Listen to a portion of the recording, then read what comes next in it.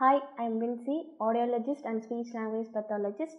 நான் இன்றைக்கி என்ன டாபிக் பற்றி பேச போகிறேன்னா receptive and expressive language skills. Receptive and expressive language ஸ்கில்ஸ்னால் என்னென்னா, இப்போ ரிசப்டிவ் அப்படின்னா அந்த குழந்தைங்களால் எந்த அளவுக்கு புரிஞ்சுக்க முடியுதோ அதுதான் ரிசப்டிவ் ஸ்கில்ஸு.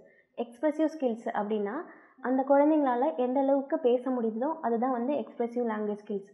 இதில் ரெண்டுலேயுமே ப்ராப்ளம் இருந்தால் எந்தெந்த இடத்துலலாம் ஸ்ட்ரகிள்ஸ் ஆவாங்க அப்படின்றத பற்றி சொல்ல போகிறேன். ஃபஸ்ட்டு ரிசப்டிவில் அவங்களால டைரெக்ஷன்ஸ் எதுவுமே ஃபாலோ பண்ண முடியாது, கமெண்ட்ஸ் ஃபாலோ பண்ண முடியாது, கெஸ்டர்ஸ் அண்டர்ஸ்டாண்ட் பண்ணிக்க முடியாது. நெக்ஸ்ட்டு இப்போ கொஸ்டினுக்கு ஆன்சர் பண்ண முடியாது. அதுக்கப்புறம் இப்போ ஏதாவது நம்ம ஸ்டோரி சொல்கிறோம் அப்படின்னிங்கன்னா அந்த ஸ்டோரி அவங்களால அண்டர்ஸ்டாண்ட் பண்ணிக்க முடியாது. இதுவே எக்ஸ்ப்ரெசிவில் ப்ராப்ளம் இருந்துச்சுன்னா அவங்களால நம்மக்கிட்ட கொஷின்ஸ் எதுவும் கேட்க முடியாது, வேர்ட்ஸ் எல்லாம் ஃபார்ம் பண்ணி பேச முடியாது. நெக்ஸ்ட்டு கிராமட்டிக்கல் ரூல்ஸ் வச்சு இப்போ இப்படி தான் பேசணும்னு இருக்குது இல்லைங்களா, அதெல்லாம் அவங்களால பண்ண முடியாது.